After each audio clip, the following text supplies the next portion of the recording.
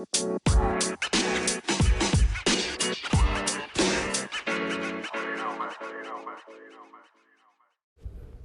guys, so I'm starting to read this book. Well, go through it on Audible. It's called Clobber.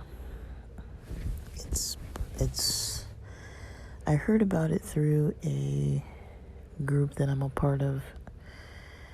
It's kind of like I don't know what you call it.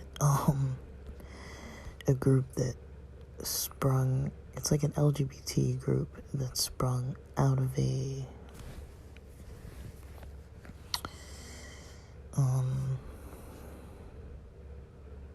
religious group. I don't know how to say what I'm trying to say.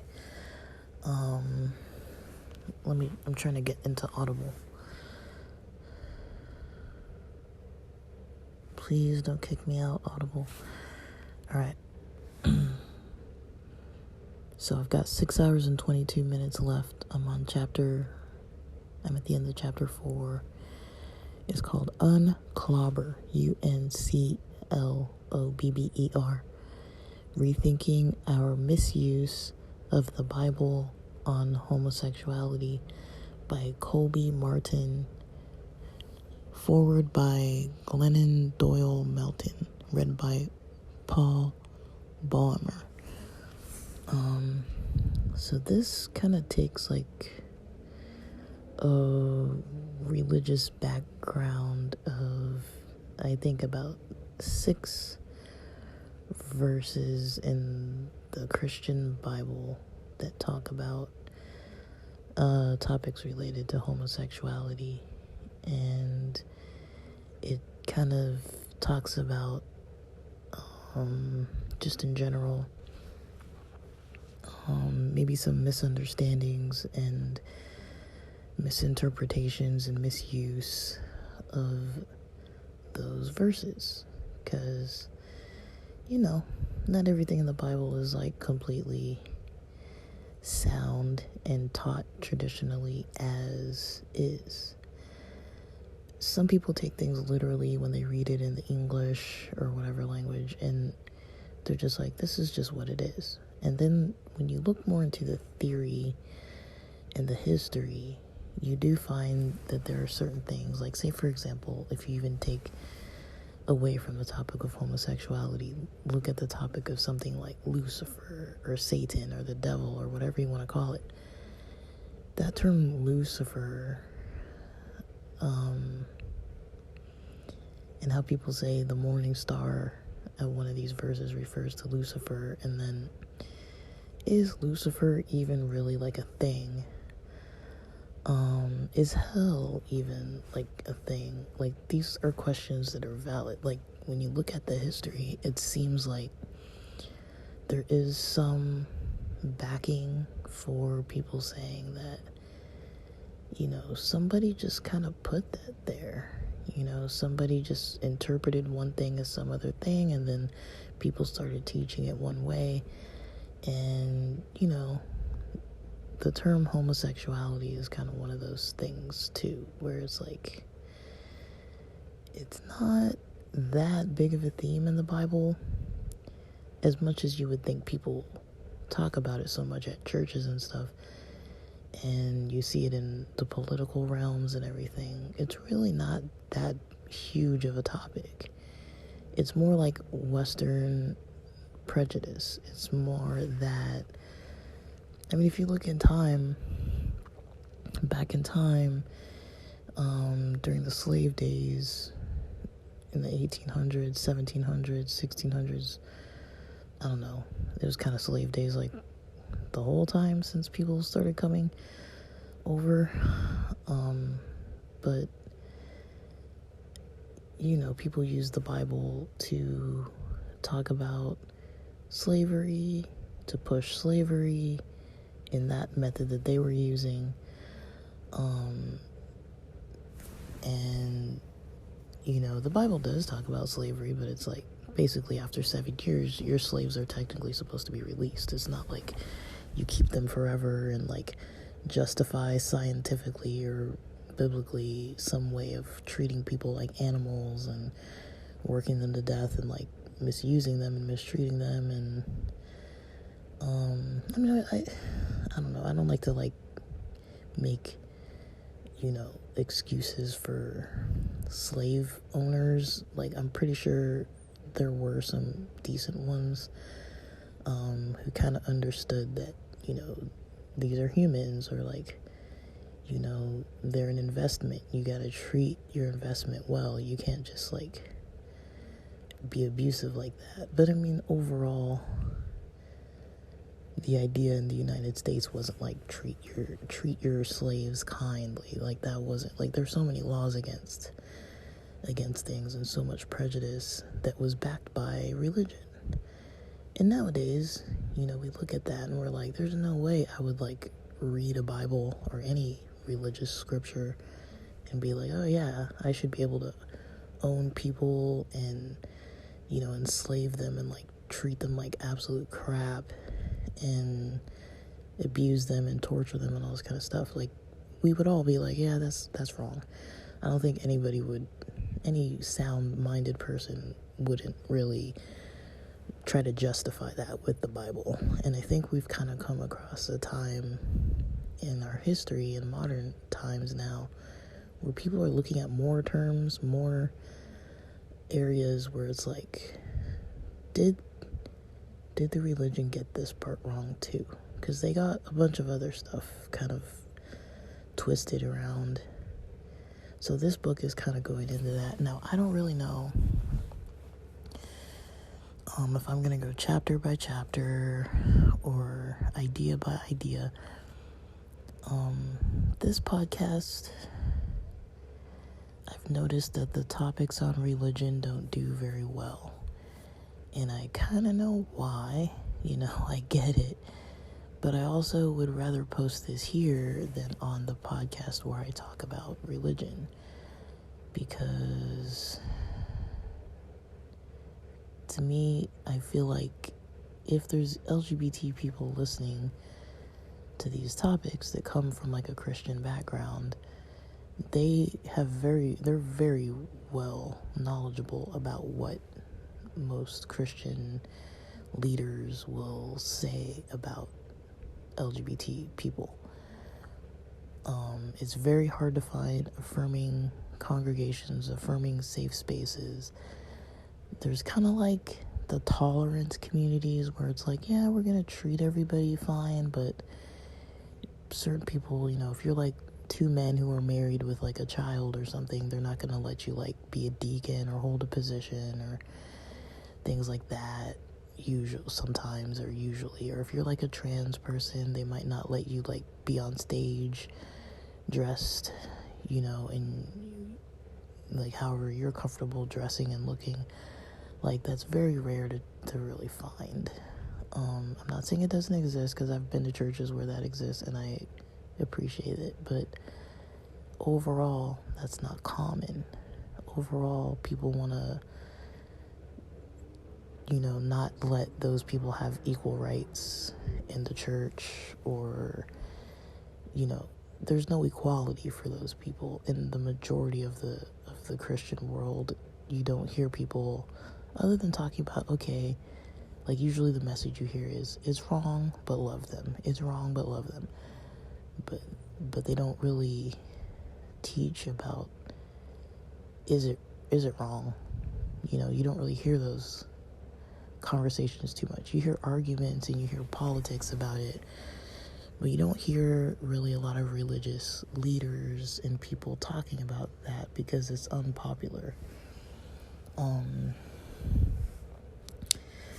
Something interesting was this article about the Catholic Church recently around Christmas having this visual of two Marys.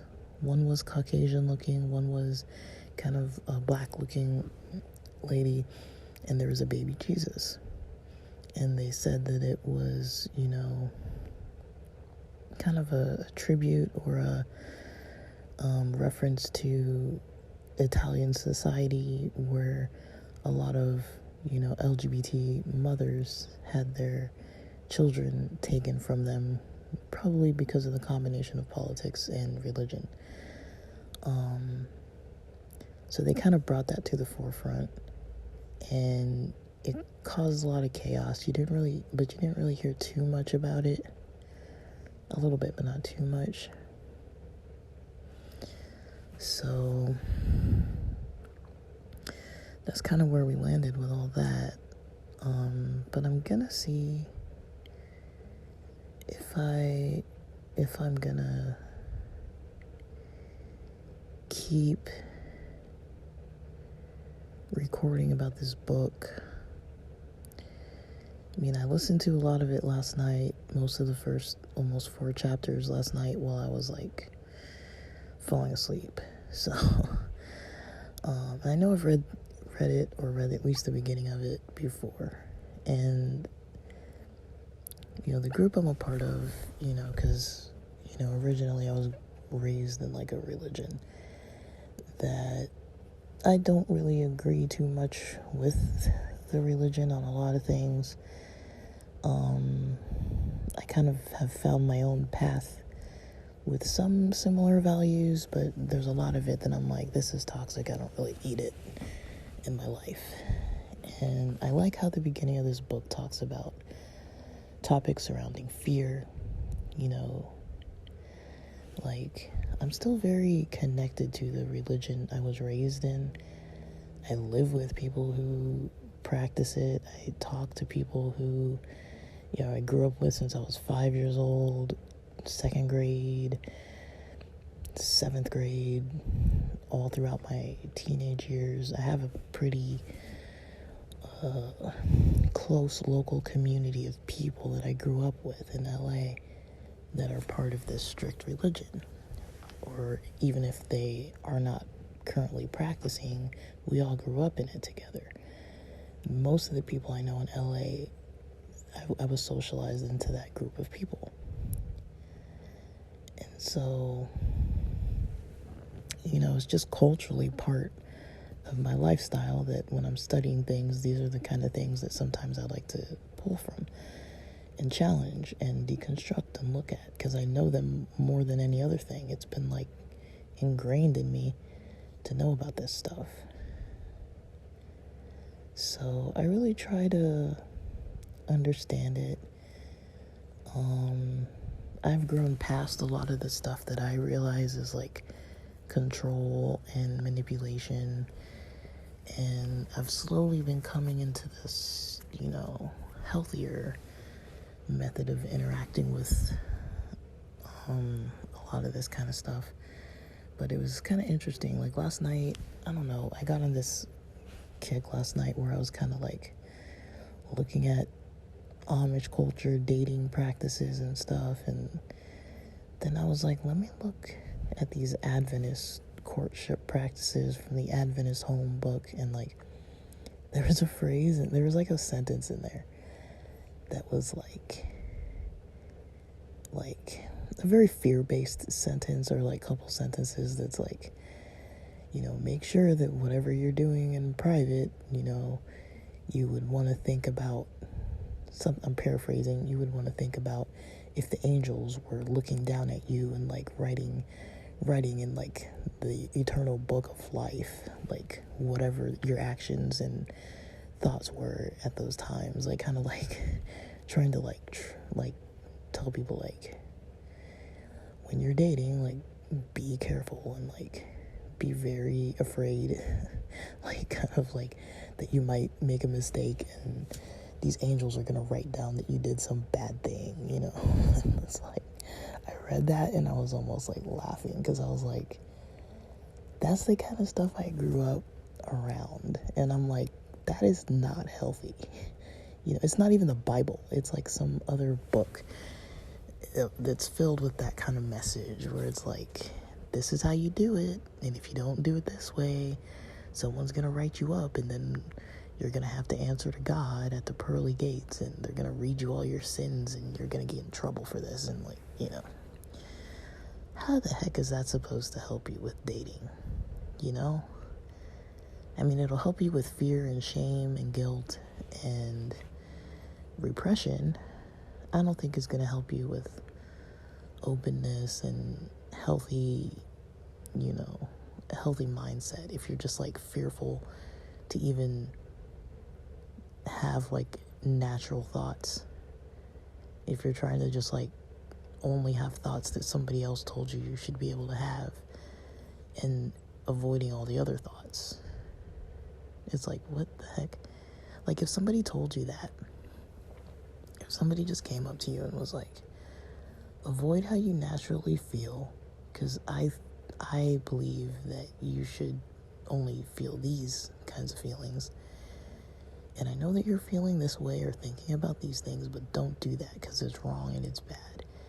And in fact, in your eternal future, you might actually be damned if you don't follow my method. If somebody came and told me that, I'd be like, what the heck are you talking about? But it's so easy to like read these types of like religious books and things and get like the fear of something in you, and like, overall the church kind of takes that as like healthy to have like the fear in you. But I don't know, I've kind of come across this new interest in just Jesus in general. I feel like of all the Bible, Jesus is the one part that's like easy to tolerate, It's like easy to kind of understand. It's like Jesus was for the people. He had friends that were prostitutes. He didn't push people away necessarily. He wasn't like, I don't like these groups of people. He wasn't saying, I don't like homosexuals. I don't like the LGBT community. I don't like black people. He wasn't saying that kind of stuff. He was around all kinds of people. He was mostly concerned with the people who were shoving prejudice and, political manipulation of religious kind of belief systems and using that to control the Jewish people. He was usually against them.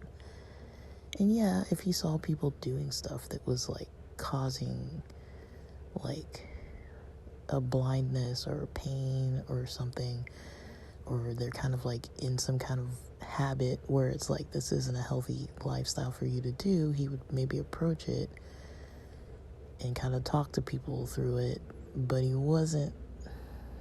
to me he didn't seem very like, he was just like, yeah, like maybe you shouldn't be doing things this way or doing things that way. But it was never like a prejudice against a whole group of people. It was more like individual people with like actions that were like impacting them. Like, it would be almost similar today, like someone who's like addicted to some kind of drug. It's like, okay, maybe you need to go get help for that.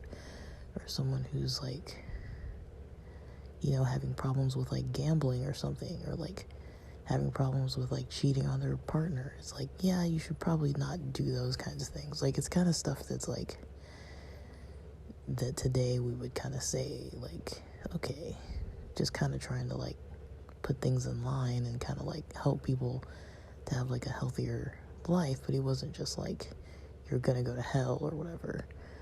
Like, Jesus wasn't saying that to people. So it's kind of like, I don't know. It kind of, the beginning of this book kind of talks about that kind of concept of like fear, and how there is a lot of this like fear-based like message, and it's so unhealthy. I don't even know what else to say other than that it's not healthy to have that kind of weird fear placed on a person, for somebody to be like, oh, like,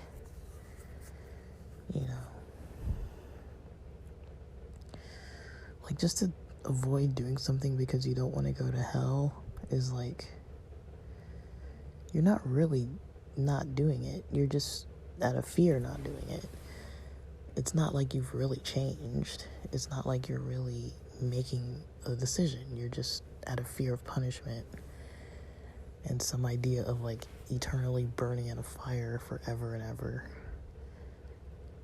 just so you won't do whatever it is that somebody doesn't want you to do.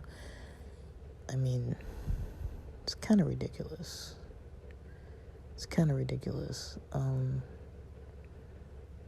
I have a hard time believing that. It sounds kind of silly. It's like, I think people on earth can make their lives as good as they can for themselves and others around them, and they don't need to be spending their energy on thinking about hell, Now, I would like if people like Hitler and Stalin and those types of people, if there was a hell for people like that, I mean, in my mind, I'm like, that sounds nice, that they did so much bad. Like, let them have that situation. I mean, if it were up to me, I don't know, like, I think maybe I'm not that forgiving, but I don't think that, the way most humans kind of live their lives is like, I have a hard time believing in this whole hell part of things. And all that kind of like angels writing in some books about all your things and all that kind of stuff. And like, somebody's going to put you on blast, I don't know. But, I don't really like making a big point out of those things, because I'm like, it's really a waste of energy and time to even think about it. But there is something to the misuse. I like how they say rethinking our misuse of the Bible on homosexuality. That's kind of what this Clobber book is about. And you can already tell that there's misuse of a lot of stuff in the Bible. Like, when you start to study the history of why they chose certain books and why they chose certain interpretations of certain words, and then it started being taught in a certain method or like from a certain angle, when it's like historically it never meant that. And so I'm pretty sure this book is going to go into that kind of thinking, where it's like people were all taught this one way, but we kind of know that there's another way. So I don't know what you guys think about that. I'm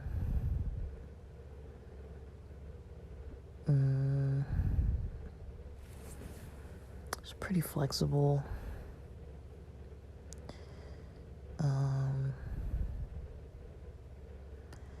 With things. I might record more about it, maybe a couple times, just in case people are interested in this topic. I feel like it's worthwhile.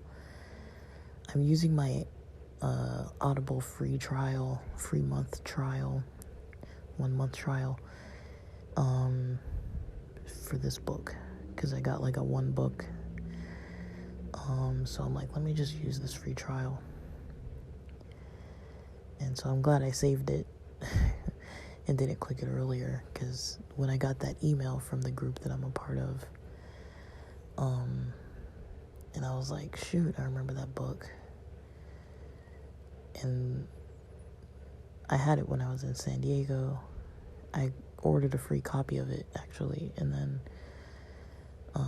you can get a free copy of it. At least at the time I had it, you could get a free copy. I got a free copy mailed to my house. So if you're interested in this book, let me see if I can find a link to that. I don't know the denomination of the people talking in this book. That might matter to some people. But I think our LGBT community needs to hear these kind of discussions, because it's not like there are 0 Christians in the religion, 0 LGBT Christians, and it's just one of those things that, I think the non-LGBT population wants to believe this stuff. They want to believe it. I mean, the Bible's kind of a complicated thing. I want to say one last thing, like, for people who kind of know the Bible, you know, there's this, or even for people who don't, who just might want to know this piece, there is this story or recounting of, like, after Jesus gets baptized by John the Baptist in Matthew and Mark and in Luke, but not in John. It's referenced the temptation of Jesus, where he goes in the desert, gets tempted by Satan, and while he's fasting for 40 days and 40 nights, and Satan's kind of tempting him. Now, I think it was in Mark that it's just like a little paragraph without the details, but in Matthew and in Luke, there's quite a few paragraphs of details where it basically has Satan using biblical scripture saying things to Jesus like, you should turn these rocks into bread because you're like famished, you know, and you're able to do that. And Satan quotes a verse that represents what he's trying to trick Jesus into doing. And then there's a second one where he's like, you know, takes him up to like a very high point, and he tells him, you should jump from this point because the angels are gonna, you know, be able to kind of like take charge and, you know, keep you safe. I mean, he's literally quoting the Bible, and then Jesus is quoting the Bible back at him. So it's like, for people who do believe in like Jesus and Satan and all these kind of things, it's like, that's why these topics are so complex, because it's like, you can have an argument with somebody saying, you know, the LGBT community is wrong because there's these 6 Bible verses that talk about something about it.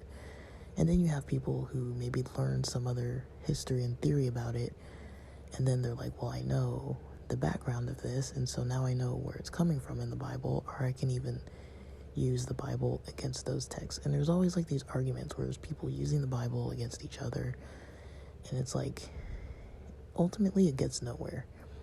I feel like ultimately people believe what they're gonna believe. No one gets like swayed. I think people read into the Bible what they want to read into it, and like, if they feel like reading it, they'll read it, and it kind of reflects their beliefs. That's kind of how I see it. You know, the way a person reads the Bible kind of reflects their beliefs. Like, for example, I read a lot of Jewish history stuff or Jewish writings. I've read the Quran before, and parts of it at different times, and I look at it from my own lens. You know, I'm not able to like really deeply jump into these other religions and like know all of what every single sentence means, you know, from their perspective. It's like, I'll read it and I'll be like, oh, this is what this means. And then if I were talking to like an actual Muslim person, they'd be like, no, that's not what that means. Like, it actually means this. It's like, there's no way I would have come to that conclusion unless that person told me. It's like, just from my own reading and my own lens and my own experiences and my own cultural background, I'm just not going to see things the same. And when you take a majority culture and have them reading the Bible and making all the rules of society kind of based on this Bible, they're going to look at it from a majority lens. In all honesty, if you have cis, straight, white males making most of the rules, they don't care about all these other groups of people. They want to have the power. So they're not going to care about women's rights. They're not going to care about LGBT rights. They're not going to care about ethnic minority rights. They're not going to care about people of different language backgrounds or people of different ability backgrounds or different anything. You know, they care about theirs and their people, ultimately. And maybe they care, maybe some of them care, but they're not going to make policies that are like equal. You know, maybe eventually some of the policies get more equal, but it's like, if those are the people who are in power all the time making all these decisions, they're not really gonna care, about really protecting or having books like this where they can like promote it and push it and actually say something of value. So that's kind of my intro 2 cents. I'll decide if I want to record more about this, but I'll post a link to the book. Maybe you can still get a copy if they still have free ones. And then if you want to review it or something, I'll see if I can find more information about that. For people who might have an interest in that, because it's important. To some people it's important. If it's not important to you, it's not important to you. Some people don't want to hear it at all. But for those of us who are interested in these topics, who might find it of value, or who know somebody who could potentially hear about it, I might record a little bit more on it. And so it might be a spoiler of the book for the people who haven't read it, but I'll still post a little. I might not go chapter by chapter because I don't know if I really want to commit to that. I think they said the even number chapters are the chapters about like the biblical stuff, and the odd number chapters aren't really so heavily based on like Bible verses and stuff. And so even if you want to read it and you don't really want to get all involved in all this Bible debate stuff, you can read it and not have to deal so much with that aspect. I know it's like a heavy topic. Even me, when I, watch people of religious backgrounds, when they're like, the Bible says, and then I'll turn it off, it's like, I love, like I mentioned, I like watching a lot of these ex-Amish people talk about their culture and their, their experiences when they were Amish. Especially the ones who had like good experiences. I like hearing about that too. That had like, overall good experiences, but they're like, it was toxic, so I left. But then overall, they kind of had a good experience, because that's something I feel like I relate to that a lot. It's like, yeah, it was a toxic community in the Adventist world where I grew up, but like overall, it was a good experience. It's just I found a better lifestyle for myself without having to deal with those kinds of people all the time. It just wasn't necessary. I mean, I live in Southern California. There's plenty of other people to talk to. It's not like I'm in the middle of nowhere where there's no other people. So it's like, why am I like doing this to myself? So,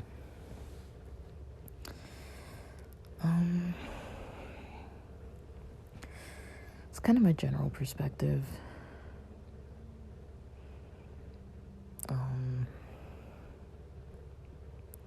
But yeah, even when I listen to these Amish guys talking, there's some of them that are like, I like the topic, but then when they're like, let me testify about what 1 John says or what the book of Acts says or whatever, and sometimes I'm just like, I don't want to hear about that. I just wanted to hear the story about your life. Like, I don't want to like hear you preaching and saying this is right or this is wrong. I don't want to listen to all that. A lot of times I don't have to be in the mood for it. I don't like how people kind of preach at people, and that's not what I'm trying to do here. But sometimes it's like, I don't know another style to talk about this kind of stuff. I can talk about my own life. I can talk about my own understanding of things and my own experiences, which is what I do a lot on here. But I can't just like, this book literally is looking at the Bible.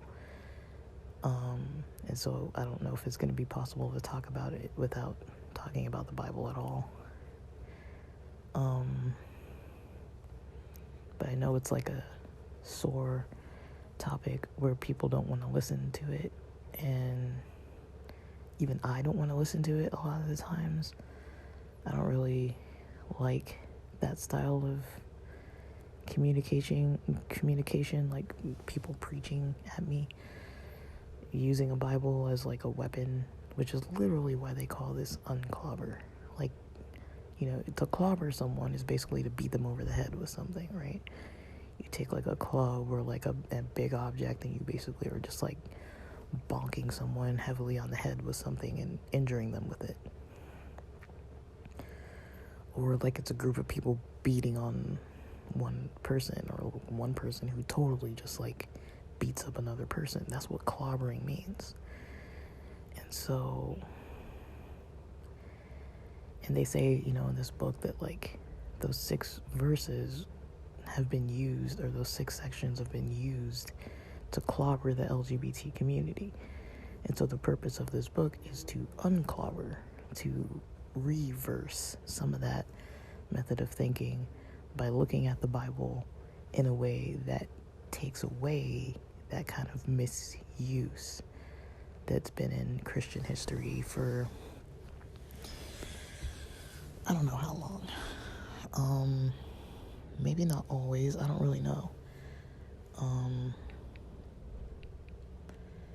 It's evolved. I don't really know the deep history, but it's evolved. Because I feel like at other times, you know, in history, you know, the mainstream American Christianity wasn't concerned about this as much as they were about some other kinds of topics. But it was always there. It was always there. Like, even when you watch movies from like the 1800s or the 1700s, and you see like church scenes and stuff, it still comes up, you know. They're always concerned with fornication and adultery and homosexuality. It's like they're preaching about that all the time. And it's kind of like, I made a point, I kind of always make this point where I'm like, why don't they talk this heavily about gossip? Why don't they talk, like, have sermons every week about like the pain and the destruction that gossip causes? That causes more problems than mostly anything in church communities. Gossip, just toxic people being leaders and getting away with all kinds of nonsense. The politics in the church, those are the topics that people need to be talking about almost every week, not about all the sexual stuff. I think the sexual stuff is like not a big deal. I think it comes from a place of prejudice and other people having so much shame because they were taught that way. This is my opinion, that they were taught that way, to be so ashamed about any kind of sexuality that when they become a leader, that's kind of all they can think about is sexual stuff. And so all they want to do is, you know, condemn anything that, you know, they think the Bible can be used to kind of like focus mostly on sexuality. They call it like sexual impurity, sexual immorality, and all these kind of things. It's like, why do they need to be focusing on people's sex lives so much? Like, they need to be focusing on just like general social interactions. You know, boundaries. That's a good topic. Who somebody's sleeping with, you know, if they're not married to them, how is that the most important topic? Like, I don't see how that is such an important topic. It's not that important, is it? I mean, if I stay home, if there's 10 people I know that are my age, if I stay home and I invite a friend over and we're both at my house and we're watching a movie, and then there's 8 of my other friends who all go to a club or somewhere, they go out of town, they go down to TJ in Mexico, and like they want to go party, and they all find a random stranger to hook up with. 8 of them go sleep with a complete stranger that they're not married to. How the heck does that have anything to do with the quality of my weekend, with anything that's gonna help me, you know, in the next week to kind of have like good choices, a healthy, balanced day. Because I have 8 friends that went and had sex with other people. That I'm not even saying cheating. I'm not even saying they're cheating on their spouse or cheating on their boyfriend or girlfriend or whatever. I'm just saying they just went to have casual sex. 8 of them did, 2 of us didn't. I'm not saying this happened. I'm just saying, how the heck does that have how does that involve in any kind of lifestyle improvement to spend time thinking about who's having sex with who I should or shouldn't have sex with? If I meet some random stranger and I should or shouldn't hook up with this person. I mean, it's not I don't know. I don't think people are doing this so much that it warrants that much attention from the church environment, that they need to be talking this much about other people's sexual choices. I don't know. I just never understood why, But I think maybe that has something to do with it, because so many people were raised around these ideas that it's it gets passed down through the generations, that all these generations just have this obsession. The leaders have this obsession with teaching about sexual, in quotes, the sexual immorality topic. They think that's the most important thing. Meanwhile, it's well, how do we choose the right jobs in the right educational field to pay the bills? Churches could teach about that. Churches could teach about, resources in the community of how to get clothing or how to get toiletries for free, or food banks and stuff.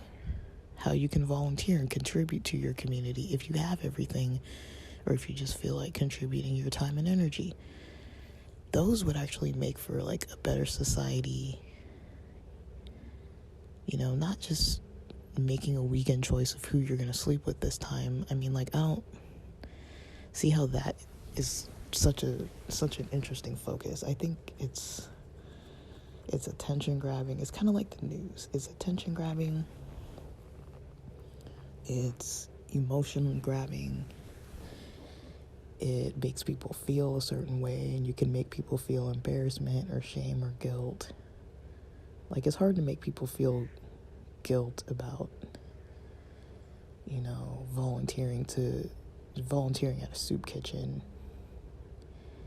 or make people feel,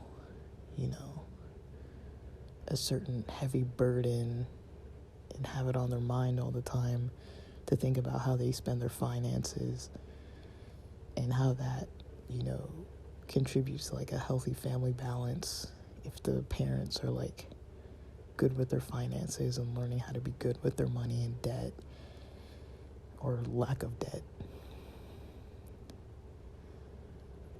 That's not as emotion grabbing. It's practical skills.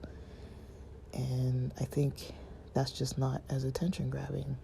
And sometimes when people come to church, they kind of feed on that drama too. It's ooh, this is a topic that's kind of juicy. It's juicier. That's a juicier topic than food banks and clothing closets.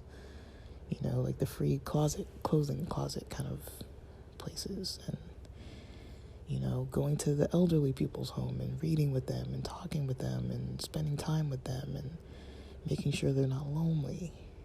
That's not emotion, attention grabbing. It can be, but it's not juicy. I think it's too action based. And it doesn't promote enough shame or guilt or fear.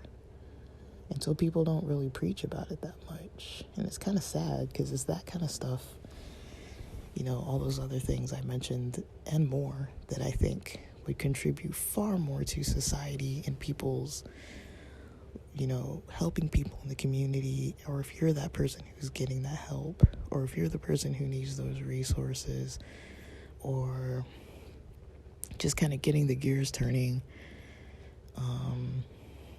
and then people can balance their lives because they're helping other people. There's something about helping other people that helps you to kind of balance your life. If you're responsible for giving people rides to and from a church service, you're probably going to have to get up earlier, get ready earlier, try to make sure you're on time. They might not be on time, but you're going to be a little more accountable probably eventually.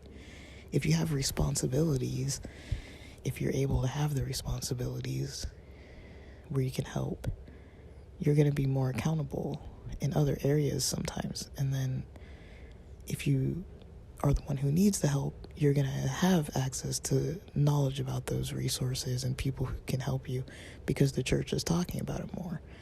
I think that's far more important than talking about like who's sleeping with people that the church doesn't approve of other people sleeping with. It's like, I don't see how that needs to be brought up so much, but I don't know. People think it's so important. I don't think it's important at all. I mean, I could get like the cheating part is maybe important to like, promote better relationships, like teaching about how to not cheat. But other than that, it's like casual sex, LGBT sexual relationships, people doing all kind of just general sexuality in general. Like, I don't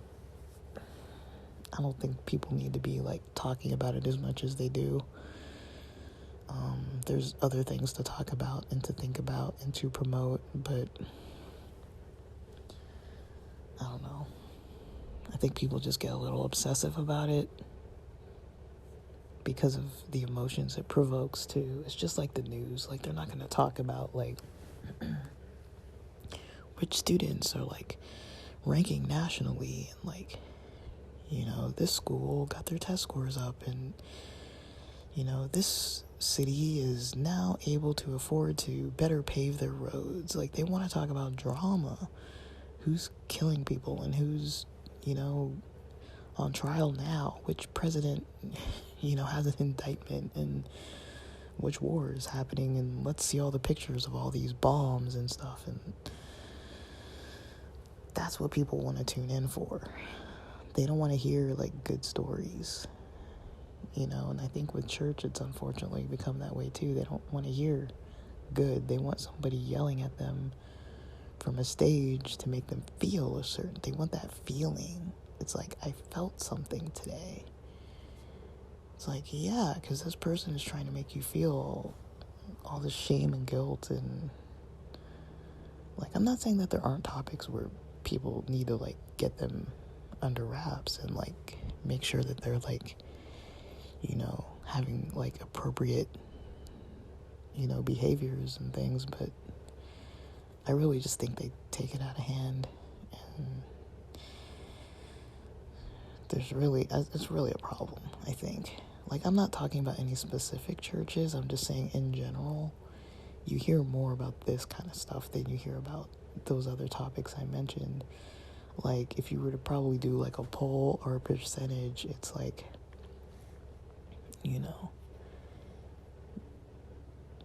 a lot of churches in general just want to scream and yell at people about, don't do this or that or else you're going to go to hell kind of thing.